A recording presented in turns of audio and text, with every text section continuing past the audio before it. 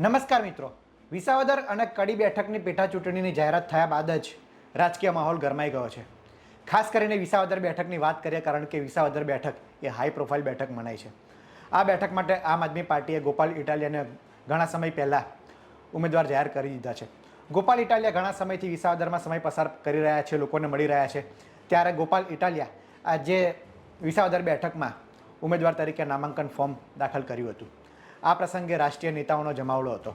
દિલ્હીના પૂર્વ મુખ્યમંત્રી અરવિંદ કેજરીવાલ, તેમના પત્ની સુનીતા કેજરીવાલ, આતિશી, પંજાબના મુખ્યમંત્રી ભગવત માન આ પ્રસંગે ઉપસ્થિત રહ્યા હતા. આ ઉપરાંત સ્થાનિક નેતાની વાત કરીએ તો ચૈતર વસાવા, હેમંત ખવા સહિત આમ આદમી પાર્ટીના ધારાસભ્યો ગોપાલ ઇટાલિયાના સમર્થનમાં આવ્યા હતા. મોટી સંખ્યામાં સ્થાનિકો સાથે રોડ શો કરીને ગોપાલ ઇટાલિયાએ ઉમેદવારી ફોર્મ ભર્યું છે.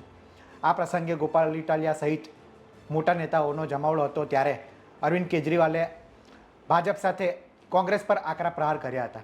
અરવિંદ કેજરીવાલે કોંગ્રેસને જૂનું વચન યાદ અપાવતા આરોપ લગાડ્યો હતો કે જે વાવ બેઠક પર પેટા ચૂંટણી થઈ ત્યારે આમ આદમી પાર્ટીએ કોંગ્રેસને સમર્થન જાહેર કર્યું હતું.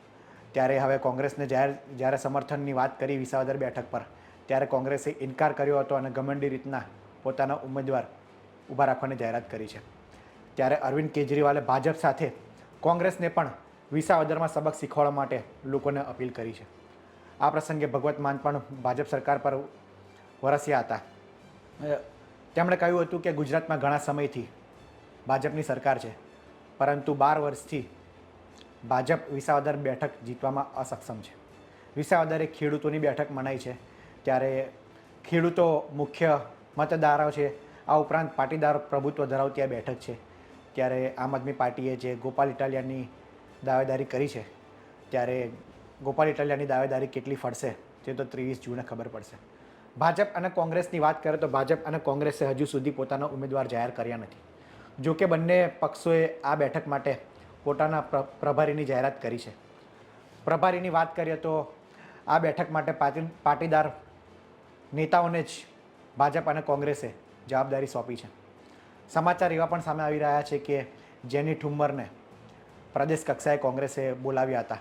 તો શું સવાલ એ પણ થાય છે કે કોંગ્રેસ તરફથી જેનીબેન ઠુમ્મર ઉમેદવાર હોઈ શકે છે? બીજી તરફ ભાજપની વાત કરીએ તો ભાજપમાં અંદરો અંદર ખીચડી રંધાઈ રહી છે. જયેશ રાદડિયાને ભાજપે આ બેઠક માટે જવાબદારી સોંપી છે. ત્યારે સવાલ એ પણ થાય છે કે શું જવાબદારી સોંપવા બદલ જયેશ રાદડિયાને ભાજપે કોઈ અન્ય ઓફર કરી છે? જો કે એ તો હવે સમય બતાવશે કે જયેશ રાદડિયા આ બેઠકને કેટલી ગંભીરતાથી રહે છે અને આ બેઠક માટે કેટલો પ્રચાર કરે છે. કારણ કે ભાજપ અને કોંગ્રેસ હજી પોતાના પત્તા ખોલ્યા નથી.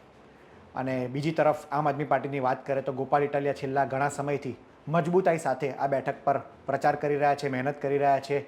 વિડીયો એવા પણ સામે આવી રહ્યા છે કે મોડી રાત સુધી ગોપાલ ઇટાલિયા ગામડાઓમાં પ્રવાસ કરે છે, લોકોને મળે છે, લોકોની સમસ્યા જાણે છે. અને ગોપાલ ઇટાલિયાએ આજની રેલીમાં એવું પણ કહ્યું છે કે જો તમે મને જીતાડશો તો ખેડૂતોથી લઈને તમામ પ્રશ્નો હું વિધાનસભામાં મજબૂતાઈથી રજૂ કરીશ. રાજુ કરપડા પણ આ બેઠક માટે ગોપાલ ઇટાલિયાને સમર્થન કરી રહ્યા છે. તેમના સમર્થનમાં જનસભા યોજી રહ્યા છે. અને રાજુ કરપડાએ ત્યાં સુધી કહ્યું હતું કે વિધાનસભામાં 160 ધારાસભ્યો સામે ગોપાલ ઇટાલિયા એકલા ભારે પડશે. ત્યારે હવે જોવાનું રહ્યું કે વિસાવદરની જનતાનો મૂળ કોના તરફ રહે છે. આગામી સમયમાં શું પરિવર્તન આવે છે, ભાજપ અને કોંગ્રેસ કઈ રીતના પ્રચાર કરે છે, ભાજપ અને કોંગ્રેસની આ બેઠક માટે રણનીતિ શું રહે છે. કારણ કે ગોપાલ ઇટાલિયા છેલ્લા ઘણા સમયથી અલગ અલગ સમાજના લોકોને મળી રહ્યા છે. અગાઉ આપણે જોયું કે તેઓ સ્થાનિક કલાકારને મળ્યા છે, ત્યારબાદ ખેડૂતોને મળ્યા છે, ખેતરનો પ્રવાસ કર્યો છે, વેપારીઓને મળ્યા છે, તેમની રજૂઆત કરી છે. અને ઘણા એવા પણ દ્રશ્યો સામે આવ્યા છે કે ગોપાલ ઇટાલિયા મોટી સંખ્યામાં લોકો સાથે મામલતદારને મળે છે. અહીંયા જમીનનો પણ એક મોટો પ્રશ્ન છે. બીજી તરફ ઇકો ઝોનનો પ્રશ્ન ચાલી રહ્યો છે. આ બધા જ મુદ્દે ગોપાલ ઇટાલિયા હાલ લડી લેવાના મૂળમાં છે. અને અત્યાર સુધીના સમીકરણની વાત કરીએ તો વિસાવદર બેઠક માટે ગોપાલ ઇટાલિયાનું પલ્લું અન્ય પક્ષો કરતાં સહેજ ભારે હોય તેવું લાગી રહ્યું છે. કારણ કે હવે ચૂંટણીના ગણતરીના દિવસો બાકી છે, માત્ર 20 દિવસનો ખેલ બાકી છે. પરંતુ ભાજપ અને કોંગ્રેસે હજુ સુધી પોતાના પત્તા ખોલ્યા નથી. જો કે ભાજપનું સ્ટેન્ડ તો એવું રહ્યું છે કે છેલ્લા સમયે ભાજપ કંઈક મોટો મુદ્દો લાવીને પલ્લું બદલી નાખે છે. એટલે કે સમગ્ર માહોલ બદલવામાં ભાજપની માહિર છે. પરંતુ વિસાવદર માટે એવું કહેવાય છે કે વિસાવદરની જનતા એ અન્ય બેઠકની જનતા કરતાં થોડીક અલગ છે. અહીંયા મુદ્દા અલગ છે, અહીંયા રાષ્ટ્રીય મુદ્દાઓ ચાલતા નથી, અહીંયા સ્થાનિક કક્ષાએ જ લોકો મતદાન કરે છે. ત્યારે હવે આગામી સમયમાં શું થશે તે જોવાનું રહ્યું. આ અંગે આપનું શું કહેવું છે, આપનું શું મંતવ્ય છે તેમને કોમેન્ટમાં જરૂર કહેજો. આ વિડીયોમાં હાલ આટલું જ. ધન્યવાદ.